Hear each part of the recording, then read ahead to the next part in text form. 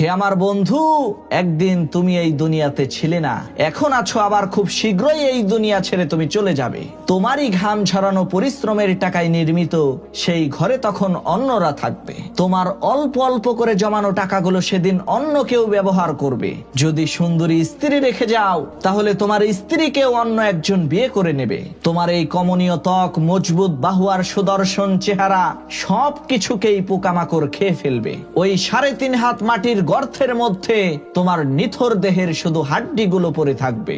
ঘরের দেয়ালের কোনো এক জায়গায় হয়তোবা তোমার একটা ছবি ঝুলবে। কিছুদিন পর তোমার মা বাবাও তোমাকে ভুলে যাবে, তোমার স্ত্রী সন্তানও তোমাকে আর মনে রাখবে না। তারা তাদের নিজেদের কাজ নিয়েই ব্যস্ত হয়ে যাবে। হে আমার বন্ধু, তুমি মনে রাখবা, কেউ তোমার সাথে কবরে যাবে না, তোমাকে একলাই যেতে হবে।